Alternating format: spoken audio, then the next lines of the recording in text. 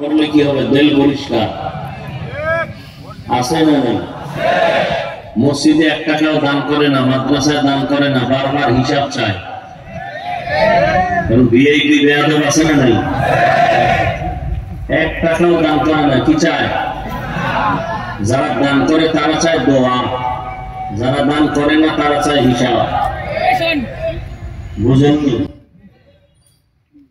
পৃথিবীতে যত মানুষ কয় দল, একদল আল্লাহর পক্ষে আর একদল বিরুদ্ধে। যারা আল্লাহর পক্ষে আছে এদেরকে কোরআনের ভাষায় বলে মুমিন, মুসলিম, মুত্তাকি। আর যারা আল্লাহর লাইনে নাই এরা আবার 2 দল। কয় দল? 2 দল। একদল পুরান আর একদল নতুন। পুরান মানে জন্মসূত্রে বাপ দাদা 14 গোষ্ঠী আল্লাহ মানে না। আর একদল আছে বাবা মা দাদা দাদি আল্লাহ মানে, নিজেও মানে। পরবর্তী এক সময় তার মা ছিঁড়ে গেছে মাথা, ফট করে কয় জানে দেখি না তারা বানিও না। তাহলে একদম পুরান আর একদম নতুন। এরা দল কারে মানে না বলে?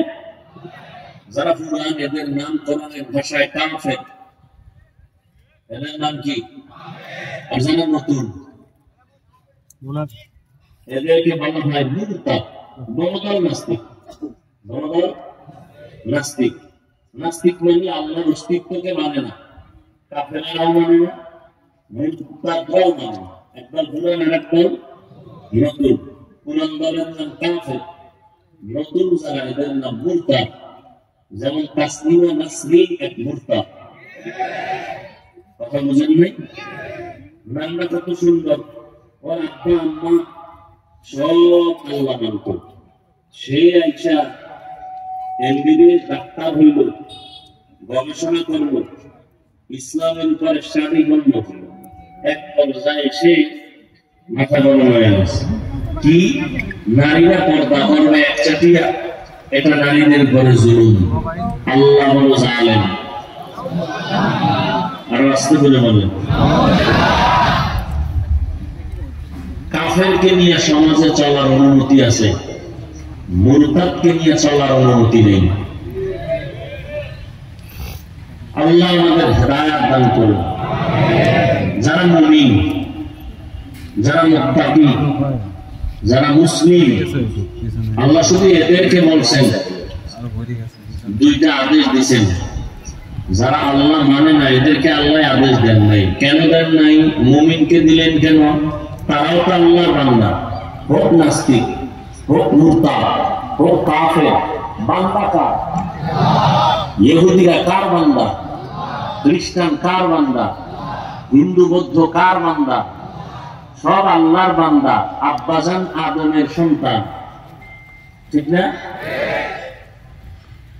তাহলে আল্লাহ ওদেরকে কেন বললেন না, শুধু মুমিনকে কেন বললেন? 2টো আদেশ কেন দিলেন শুধু মুমিনকে? এক আদেশ আল্লাহকে ভয় করো, দ্বিতীয় আদেশ আল্লাহর প্রিয় বান্দা যারা তাদের বন্ধু হয়ে থাকো। বেঈমানকে দিলেন না কেন আদেশটা? একমাত্র তার কারণ আল্লাহ পাক রব্বুল আলামিন মুমিনকে বেশি ভালোবাসেন। সেই তুলনায় আল্লাহকে যারা মানে না তাদেরকে আল্লাহ পাক ভালোবাসেন না। নাম্বার 2, বেঈমান 1 সেকেন্ডের জন্য কখনো জান্নাত পাবে না। জান্নাত পাবে শুধুমাত্র কেবলমাত্র একমাত্র মুমিন। তারা বলে কোন বেঈমান?